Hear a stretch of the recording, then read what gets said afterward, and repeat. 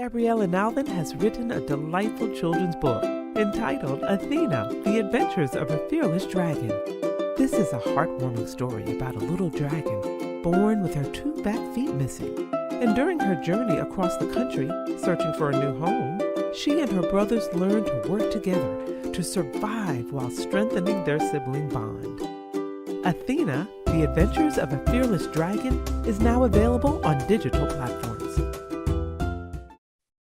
Welcome to those of you who are viewing or listening from around the world to my journey with Paula G. We are so glad that you all have joined us because we truly continue to juggle this journey called life while walking in the gifts and the talents that God has given us. If this is your first time on the journey, thank you for joining us. Welcome. You will truly, truly be blessed. And if you're a returning viewer or listener, thank you so much for continuing to embrace this journey. You know, I always say time is precious. It is the one thing that you cannot get back. So for you to think it not robbery to spend this time with us, we truly, truly appreciate each and every one of you. And we also appreciate those who are embracing the journey through their underwriting support. That's right, our underwriters. For without them, we would not have this platform to share so many powerful, inspiring, and encouraging stories. So we thank our underwriters for embracing the journey. You know, underwriting is a great way to gain exposure for your business, for your product or service, while continuing to support the journey. So if you are interested in being an underwriter for My Journey with Paula G, please email jerryroycelive@gmail.com or paula@paulagvoice.com. Place underwriting opportunities in the subject line, and we will be sure to get back to you as well. You can also connect with me, stay connected on the journey through my website, paulagvoice.com, as well as across all social media platforms. Paula G Voice. That's it. Paula G Voice, Facebook, YouTube, LinkedIn, Instagram, Paula G Voice across the board. So we thank you all so much for joining us here on the journey. Before we have a chat with our guest, I want to take a moment and share with you a bit of Paula's perspective. And this comes from my book, which is entitled My Journey to Lady Wisdom After Midnight, which is a transformation of who I was to who I am today. Not that my life before was a bad life, but as you go through challenges in life, things change, circumstances change, your life changes, and sometimes transformation is necessary. All right, so here's an excerpt for you. The journey to healing and self-renewal takes time. It takes facing some unpleasant things. It takes admitting some unpleasant things. It takes accepting responsibility, and it takes forgiveness. Sometimes it even takes giving up the right to know or understand why something happened, because sometimes the answers are dead and buried in a person or persons who have passed on. And when I tell you I had to learn that lesson on my own, I'm speaking truth. This is not something that I learned in a book, although it is in a book. It is something that I have lived, that, you know, as we go through this journey, part of transformation is healing. Y'all, we've got to heal from whatever it was, whatever the hurt, the pain, the anger, whatever it was, we've got to heal from it. And we may not always get resolution for whatever it is. And, you know, as I said, the person that hurt us may have passed on, and we may not get that resolution, that face-to-face resolution that we desire. But at some point, some way, we have to find a way to make peace with it, so we can open ourselves to all that God has for us in front of us. I know it's hard, it's difficult. I am preaching to myself. I know it is difficult, but sometimes we've got to find a way to release the anger, release the hurt, release the bitterness, forgive, so we can open ourselves to all the blessings that lie before us. So that is Paula's perspective, and I hope that helped someone. And before I bring on my guests, I also want to give a shout out to my dear, wonderful friend of over 26 years. We were Army wives together. And you know, when you're Army wives throughout life, that bond never ends.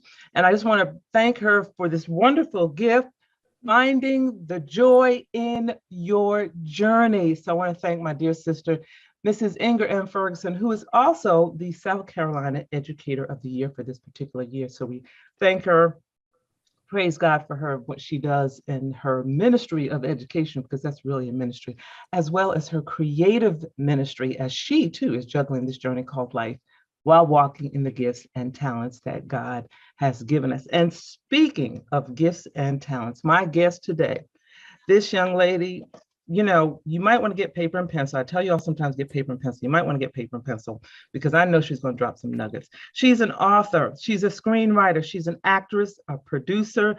She's a healthcare worker, and she is indeed juggling this journey called life while walking in the gifts and the talents that God has given her. She is Ms. Tiffany Elle Burgess. Tiffany, welcome, welcome, welcome to the journey. Thank you. Thank you, Paula, for having me and always being supportive of my many jobs, the many hats that I wear. Thank you.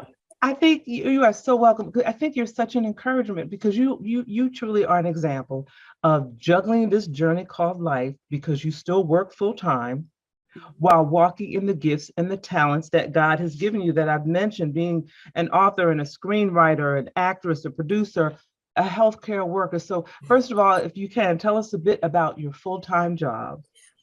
And then how do you juggle it? How do you juggle it? How do you get it all done? Because you are just doing it. Thank you. By day, I'm a public health professional. So I went to Emory for grad school and loved my experience at Emory and got a master's of public health. I went to Hampton University. So shout out to HU, the real HU.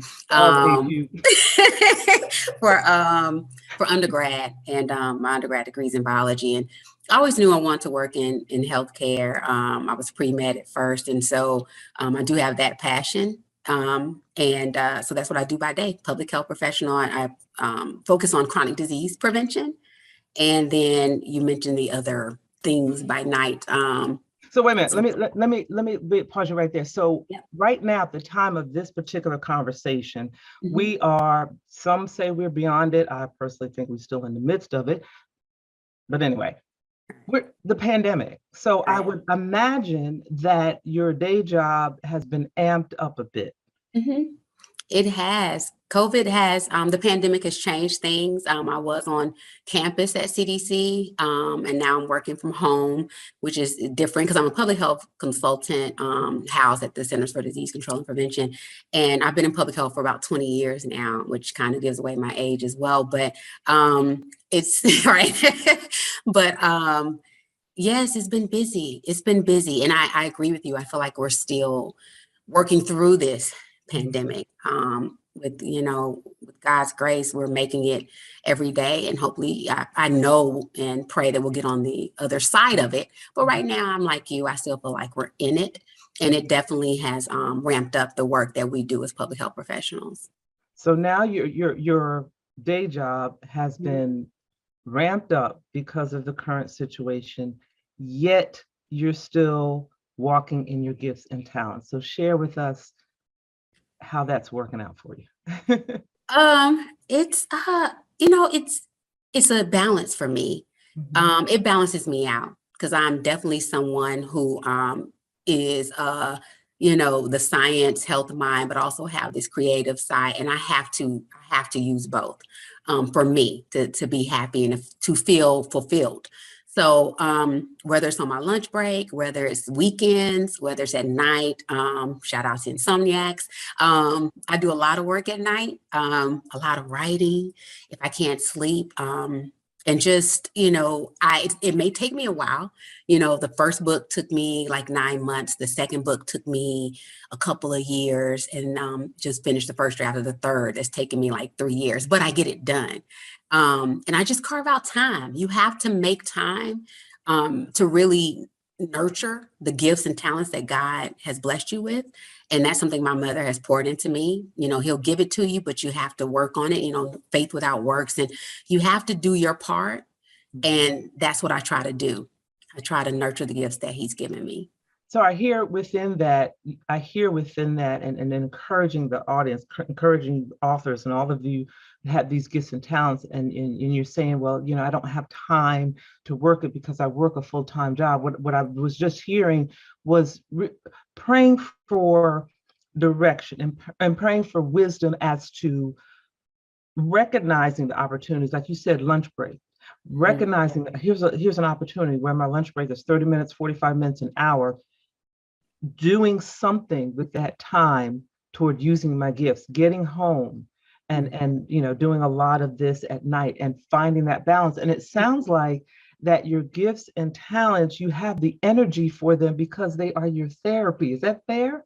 That is fair. It gives me life. It energizes me. There's nothing like seeing an audition through. There's nothing like getting a role. Got my first role on the Wonder Years on network television. There's nothing like seeing what God can do in your life if you trust him and meet him halfway. Like, I haven't even met him part of the way. I still have a lot to, I'm 42 years old and I have so much more that I'm still learning about Tiffany Burgess, and I'm growing.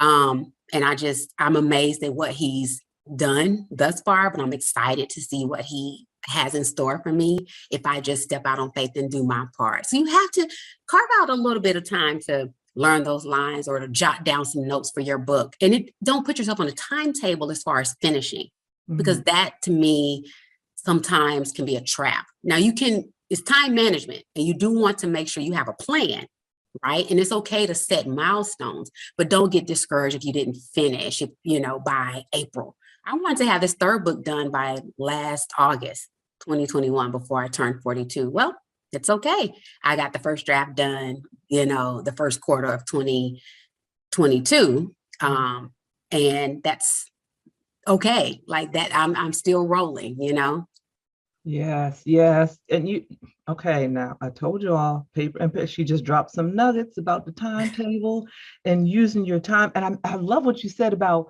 meeting him.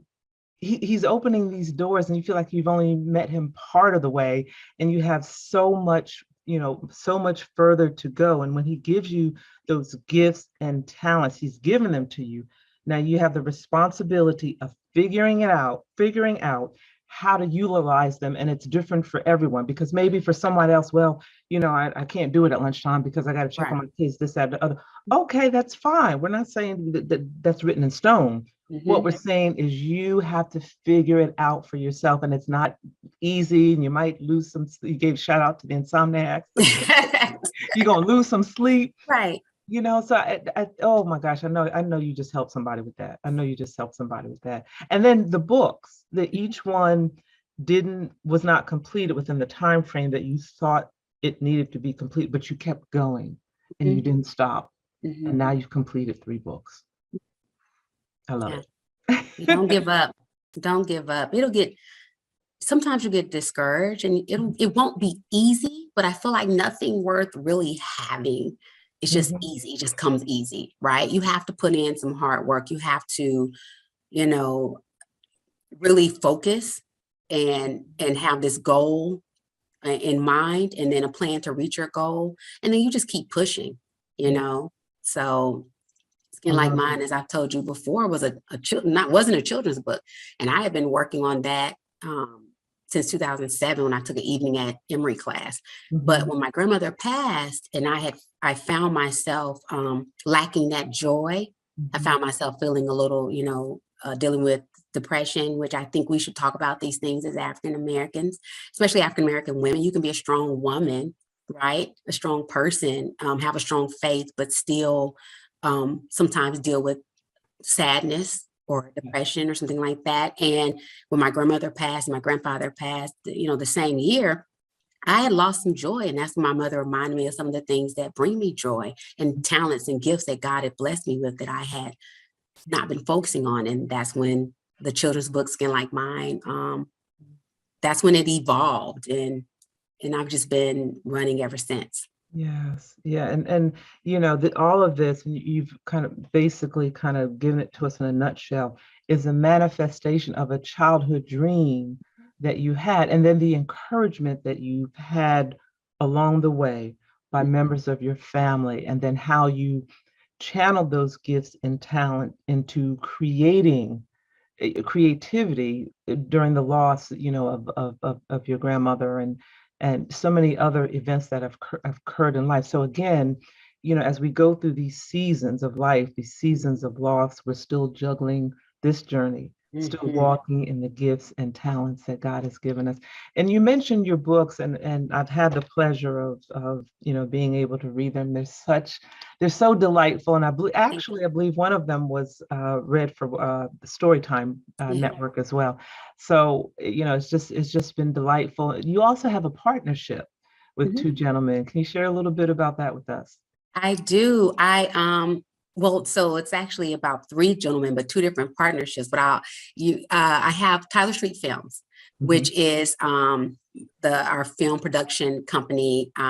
My two wonderful partners, guy friends, brothers, Lawrence Law Watford and Jack Manning III. We all went to Hampton University together, and we formed Tyler Street Films, and we have. We came out with Flipped, our short film that was well received, and then Catharsis, and the guys serve as producers on Skin Like Mine. There's another Hamptonian named Stanley Autry, and he and I formed a partnership for Skin Like Mine, the animated short film, and he's also my partner on this third children's book. So I feel like as pirates, as alums, we're getting it done here in Atlanta, and well, Law's in New York. But the partnerships have really helped, keep me on task as well, and help me feel like I have that support and I don't have to do everything myself. So Right. they've all been blessings in that way. What do you feel is the key to a successful partnership, or what has been your experience in regard to what has made your partnerships successful thus far? I would say not lack, sorry. Well, yes, a lack of egos, but could you put that aside? But respect. We Mhm. respect each other's ideas, each other's creativity. You may want to do something one way. You may see it going in one direction, but you have to be open to your partners because they may have a brilliant idea and a different way, a different perspective of seeing things. And you have to be open to that because together you can create something beautiful like Flipped. Catharsis, and then even taking the children's book Skin Like Mine and making it an animated short film. I had to be open to my partner's ideas and views, and I had to humble myself. I'm the only female in my crew, so sometimes I feel like I have to stand up for this and have my voice, which I do. You have to keep Right. your voice, ladies, but Right. also be okay with humbling myself and kind of following the guys' lead at times when they have some really great ideas and some thoughts and some things. So that's pretty much that. Respect is huge in these partnerships. You mentioned a little bit ago, I want to make sure that we get this in. You mentioned a little bit ago about depression and mental health and so forth. Can you share with us a bit about the short film in regard to mental health? So I do have a short film that's in post-production that's also in partnership with Stanley. And we both star in it, but I wrote the screenplay for it, and Jack and Law have been very supportive, and then some of our other acting friends and family here in Atlanta. And it really, I can't say too much because in post-production, but I will say this, it shines a light on mental health in African Americans. Mhm. And I feel like it opens up the door for the discussions that we need to have. It's not something that we should be ashamed of. And it could be like, I feel like it's so taboo in our culture. It's so almost, people feel ashamed to even say they're down. Mhm. You can get down, you just don't stay down, Mhm. And so it's okay to have those outlets, go to therapy, talk to someone, And so it really, I feel like once it's out, it will open up a lot of needed discussions. You mentioned earlier, thought just went through my head, I got to do things when I think of them when you get to my age. You mentioned the Wonder Years. Do we know specifically which episodes of if people go back and watch on demand? Do you remember which episode it was specifically? It aired on January 19th, Okay. 2022, and Okay. it's the episode I'm with the band. I think it's episode 112 on Mhm. ABC. Okay. Yeah. Yeah. And then I thought there was one where, oh, a clerk in a store. Yeah, that's I play That's the okay. I play the store clerk with with Dule Hill and EJ Williams, and it was Yeah. just some amazing experience. So yeah. Excellent. Excellent. Excellent. Flip, in the few, we've got maybe a couple minutes. Flipped was, to me, it was such an ingenious concept. And to watch it from the beginning to the end was just really so powerful.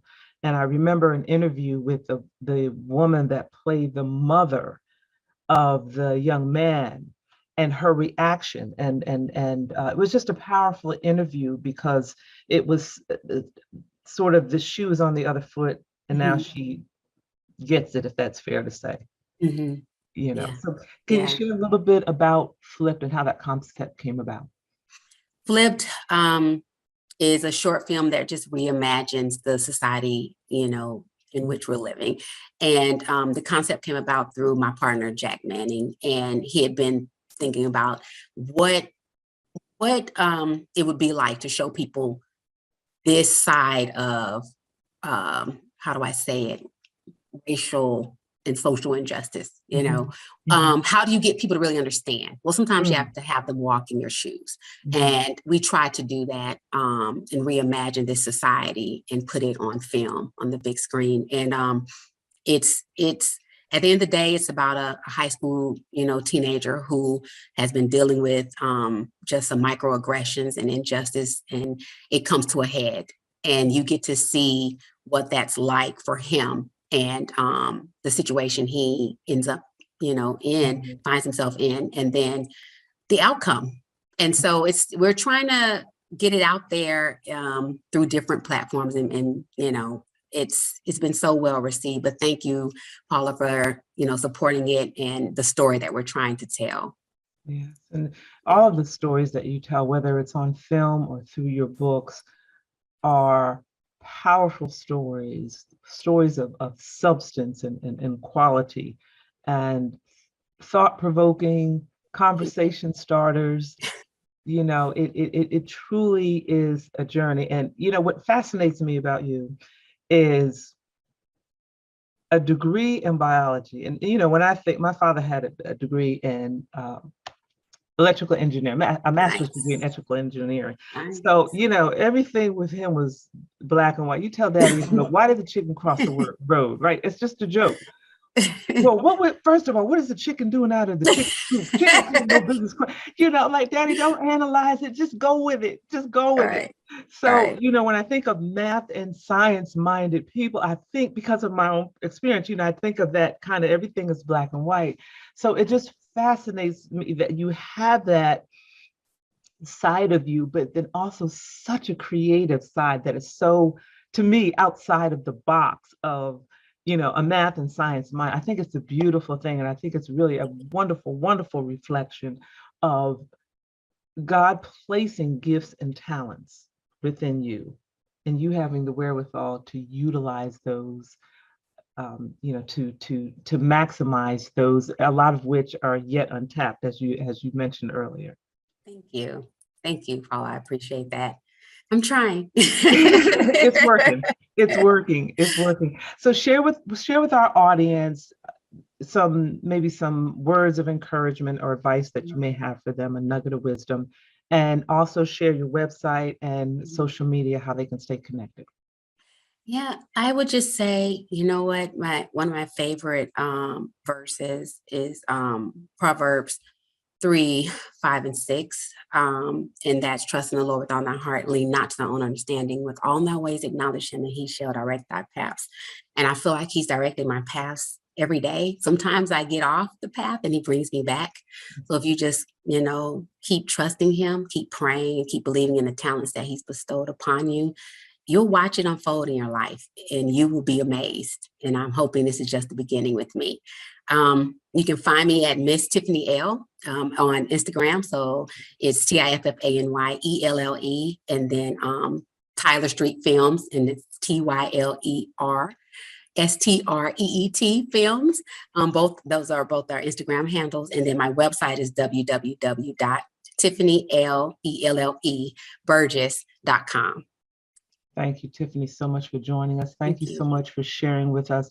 Ladies and gentlemen, I truly hope you took some notes, but if not, you will have opportunities to go back and view this episode because, as I said, she truly is an example of juggling this journey called life while walking in the gifts and talents that God has given you and staying focused and asking him for guidance and direction on how to juggle it and get and gel it so that it all comes together for his good. So thank you all so much for joining us. We have come to the end of our journey. We thank our underwriters for your underwriting support. Stay connected with me, Paula G. Voice, my website, paulagvoice.com. Social media across the board, Paula G. Voice. Thank you so much. And remember, the greatest conversation you will ever have is the one that takes place in between your ears. What are you speaking to yourself? Is God a part of that conversation? And are you listening to his still small voice? Until next time, embrace the journey. Praise the Lord. My name is Dr. Roosevelt Robinson Jr., and I just self-published a book entitled God's Favor, My Wife. This book was prophesied by my apostle many years ago that said, I will write this book and it will bless many. I want you to go pick you up a copy. This book will inspire you, encourage you, and bless your soul. If you're seeking for salvation, if you're seeking for a closer walk with God, if you're looking for ideas for your youth ministry, if you're looking for that husband or searching for that husband or wife that God has promised you or that you desire, this book will inspire you, encourage you, and help you on your journey with God. Go to barnesandnoble.com, that's bn.com or amazon.com, and pick you up a copy. I guarantee it will bless you. I have shared my experience and my testimony of how I met my wife and we got married and how I have gained favor down through the years being married to my wife. Be blessed.